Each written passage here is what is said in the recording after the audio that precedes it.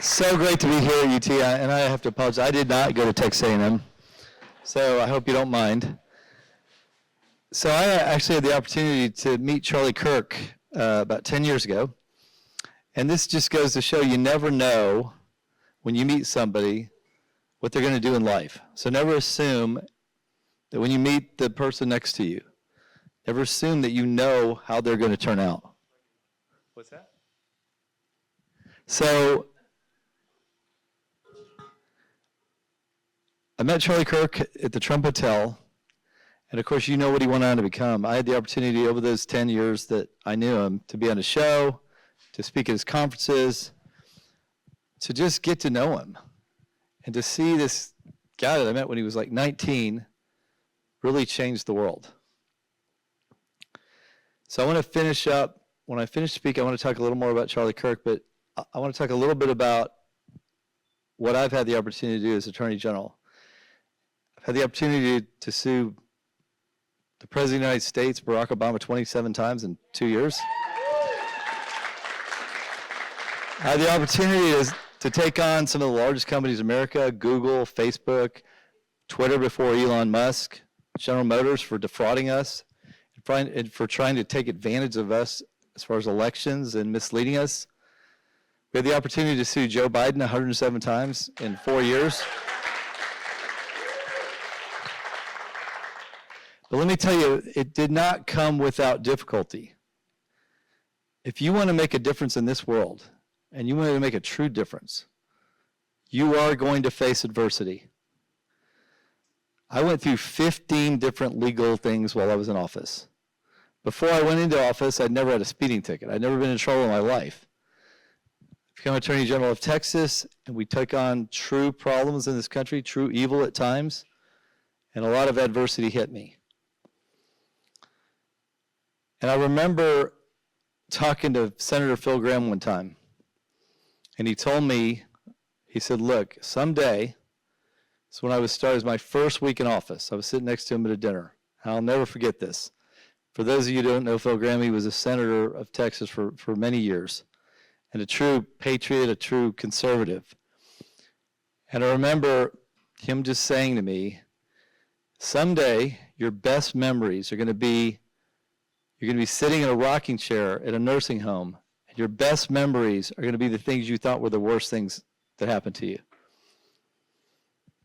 And as I reflect on what he told me, it's really true.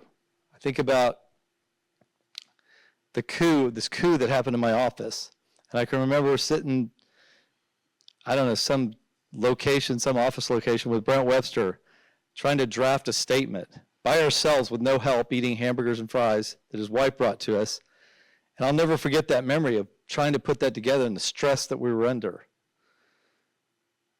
And then, of course, we had this election where we were convinced that fraud had occurred. And I believe that because of so many things that happened in Texas that I had the opportunity to try to fight, and we stopped it in Texas. And there were 6 members of my team that really wanted us to sue 4 states, including Georgia and Michigan and a few others. And I'll never forget the people involved. Aaron Wrights was one of those people. Brent Webster was one of those people.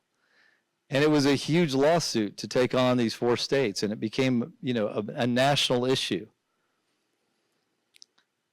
And I'll never forget sitting in trial for an impeachment that was an alignment of forces from the Biden administration, some very moderate Republicans, including Karl Rove and the Bush team, and realizing that I'm sitting on the sidelines with no money. I was kicked out of office in 3 days. I'm kicked out, suspended in 3 quick days with no due process. I had no money to fight this legal battle because during session, you're not allowed to raise money. I just spent $16.5 million on campaigns, from a primary to a runoff, and ultimately beat George P. Bush by a lot. And then, thank you. And then we had a general election after that, so I had no money. I actually owed money. And you can't raise money during session. As a matter of fact, the rules are you can't raise money during session. You have to wait like 20 days. So they impeached me. They put a gag order on me. I cannot talk. I have no money. they take away my income after only 3 days, 3 total days that was the entire impeachment from start to finish, with no opportunity to defend myself or to provide an alternative message, which was true. And I remember sitting on the sidelines thinking, wow, I've been through, by the way, 15 of these while I've been in office, 15 different legal battles. But think about the odds. I'm by myself. I have no money. I'm not getting paid. I've got a gag order, so I cannot defend myself. The media is attacking me every day. People are leaking all kinds of things, true, untrue things. I cannot defend myself. And I'm sitting there thinking, wow, this does not look good. And yet, I don't know if you've ever had the opportunity to try to hire lawyers when you have no money. It's not very easy. So I remember sitting down with my lawyers and saying, look, I want you guys to know this. There were 10 of them. I hired them all. I promised them I would pay them. And I sat down and I said, look, I don't know how we're going to get through this, but I want you to know one thing. I'm not quitting. The people of Texas elected me 4 months ago. I'm not going to quit. I'm going to make these senators vote. If they want to do this, I was just elected. I'm going to make these people vote. And if they want to overrule the election, if they want to overrule the people of Texas, they're going to have to vote. So you guys are going to trial. And of course, as you know, I was acquitted on all 20 charges. And by the way, much like President Trump, I was also indicted. Now, fortunately, I only had 204 years that I could go to prison. He had 700 and something years. So I had a little less than him, so I admit that. I'm telling you these stories because I want you to know that sometimes it's not easy to stand up and fight. Sometimes it's really hard, and you want to quit, and you're being attacked, and all odds are against you. But I want you to remember the story, if you don't know it, hopefully most of you do know it, about Joseph. Remember Joseph in the Bible? He was probably a pretty cocky kid, probably a little arrogant, a little bit of a difficult brother, hard to like, and his brothers hated him. They wanted him dead, but they decided to make a little money, knowing for sure if they made a little money, he'd probably be dead anyway. And of course, you know the story. They sold him into slavery. He ends up in Egypt. He ends up working his way up, and he ends up being basically the prime minister of Egypt. And then when there's a 7-year famine, his family ends up coming to Egypt and needing food and needing help from, guess what, the brother they sold into slavery. Now, I'm guessing that most people would have been pretty harsh, maybe paid them back with evil for what they'd done to him and deserved it. If you'll remember what he said, he actually was very emotional. He was happy to see them, happy to see his father, happy to see his brothers. And he said, what you meant for evil, God meant for good. And I think that can easily be our story. There's so much evil out there. We saw what happened to Charlie Kirk. This name, Turning Point. I'm guessing that when Charlie Kirk named the organization, he wasn't thinking that his death would actually be the turning point. But I guess what? It can be. It can be if each of you decide that it is. That evil, that the attempt to shut off free speech, the attempt to silence good, to silence a good person that wants to help America, that's what this person did that killed Charlie Kirk.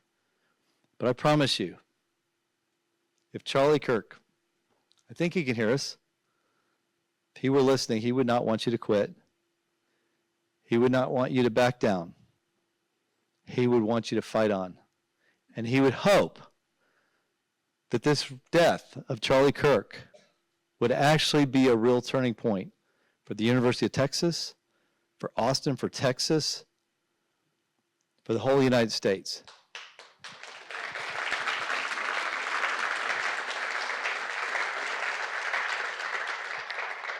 So I hope you'll remember that, and I hope you'll think about Charlie Kirk and what he would have wanted.